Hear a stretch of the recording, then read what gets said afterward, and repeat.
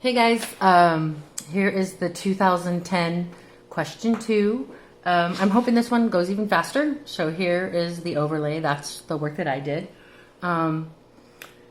Same things in general, right? That it really comes down, and I hope you guys have seen some of my posts, to understanding what we've been talking about since August. Audience, purpose, and tone. And if you can nail audience, purpose, and tone, that's half the battle, right? That I would remind you guys that, I'm going to show you this little note right here, is that every time you are talking about the rhetoric, you need to make sure that it is showing how it conveys the meaning. Does it achieve its purpose? And what effect does it create, right? So again, audience, purpose, and tone. This one was pretty easy. I thought most of you guys understood it pretty well. I don't think that there were any misreads. There you have it. Analyze how Banneker uses rhetorical strategies to argue against slavery. And to be honest with you guys, I didn't really want to go through and pinpoint all the rhetorical devices. I just wanted to talk about audience, purpose, and tone, right? So Banneker does not condone Jefferson's practices, but he respects his position. A lot of you guys commented on that when you talked about like the idea of the reserved and the polite disposition with all of the sirs, right? There's quite a few sirs throughout. But this one's tricky, and there's a huge irony here, and it is definitely very exclusive to Thomas Jefferson, to the Declaration of Independence, and of course to one of the original sins of this country that we've already discussed at length and depth is the institution of slavery. And the I would want to say the tremendously ironic words, all men are created equal, right? Because we've talked about how that doesn't refer to all of my brethren, specifically the black brethren that Banneker would be involved with, and then, don't forget women as well.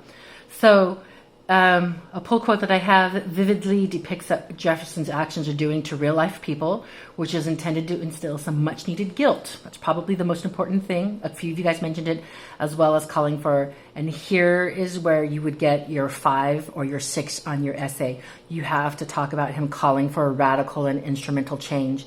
So most of you guys, yeah, you got it. You said slavery is bad. That's not enough, right? Saying slavery is bad is going to get you a 3 or a 4. You have to connect it to this calling for that change. Let me see. I think that you could talk about juxtaposition here between when he talks about what the American people were able to gain after they sloughed off the enslavement of the British crown, right? It was miraculous, providential, preservation, freedom, tranquility, mercifully received, and then juxtaposed with the state of slavery, right? Apprehensions, the horrors, the abhorrence. So pretty straightforward. And then here is where he lays the foundation first, right? So he spent all this time, with this analogy or this anecdote or whatever it is that you guys called it, that most of you guys picked out about living under the enslaved under the British crown, right? And so then it talks about slavery. I'm sorry, I'm feeling a little bit off today. Anyways, but that he talks about this is you, Jefferson specifically. Some of you guys mistook it for Washington. But he talks about how pitiable it is to reflect that although you were so fully convinced of the benevolence of the Father of mankind and of his equal and impartial distribution of those rights and privileges, right, which can be conferred upon them, that you should at that time counteract his mercy. And so this is risky. It's 1791, and he just told the framer of the Constitution that he's pitiful, right?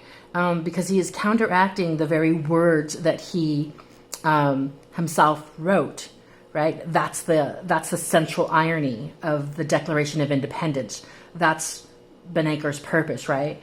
So that you have done a violence to a numerous part of my brethren under groaning captivity, cruel oppression, and again, specifically pointing out the audience that you have been found guilty of the most criminal act which you professedly detested in others with respect to yourselves. This right here is the the most important part. It's the purpose of the argument, right? And it is, he's calling out Thomas Jefferson, right? And he's, it's a trial. It's a court of law, and he's found him guilty. He also says, I don't need to list the myriad grievances to you because you know, right? And how does Jefferson know? Because Jefferson himself had hundreds of slaves, right? A couple of you guys talked about the allusion to Job. Make sure that you do it correctly. And then we got other things that I have for you guys. So things to keep in mind. Banneker's deferential stance towards Jefferson, right? The primary audience, but yet he has this reserved, passionate tone. But he's looking for that potential abolition of slavery. That together, right? So there's my strategies or rhetoric, right? Together, these establish Banneker's credibility and ethos. And I would remind you guys, when you're talking about ethos and pathos and logos, that you guys are going to put that word appeal to in front of it. I should say the infinitive verb. So while appealing to what Banneker hoped, right, versus believed, was Jefferson's belief in human rights and dignity. Because, quite honestly, according to Banneker, Jefferson doesn't believe in human rights and dignity for all, right? You must connect your rhetorical strategies. So whatever you're going to do, you're going to talk about whatever strategies they are. I don't care. There's lots of them available here, but you have to connect it to the meaning, the purpose, the effect, the stance, the tone, the appeals to his central idea and purpose, right? And that central idea and purpose was right here, right? It was right there in that section. I didn't really get a lot of things to comment here. I did have a miscellaneous, and I don't know. It's Cole. I think it's been Cole a lot, but they're good examples. So here we go. I thought the intro was really strong.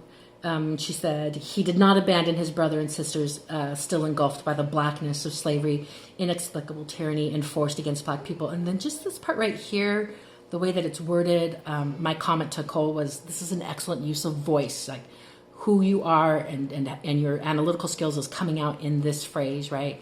But he seeks to write a new history, and that he seeks to write a new history would be the part I showed you here, that if you don't talk about that calling for radical and instrumental change, you're not going to have a higher scoring essay. And then I thought that this was a good breakdown. I'm going to move it up and see if that is better for you guys. I don't even know. Who knows what I'm doing? So just that whole talking about terminology and subtlety, right? That he is careful to show proper respect. So there's the rhetoric. And that's how it's being done first. Although he uses strong diction, so the term actually comes after, and then the purpose, right? So, show respect, diction, to express his disappointment for the lack of progression toward equal treatment. So, this part here, to express his disappointment for the lack of progression towards equal treatment, if you don't include that part in your analysis, you're going to have a low-scoring essay. So, here's another one. He asks Jefferson to consider how, right? The role. Consider how the role of Americans, right? Here's the term, the biblical analogy, or you could call it an allusion, or any of the other terms, right? And then why does he do it? To present a solidarity between the will of God and the liberties of America. The purpose is the most important thing. And that's it. I hope it was really short. See you guys on the flip side.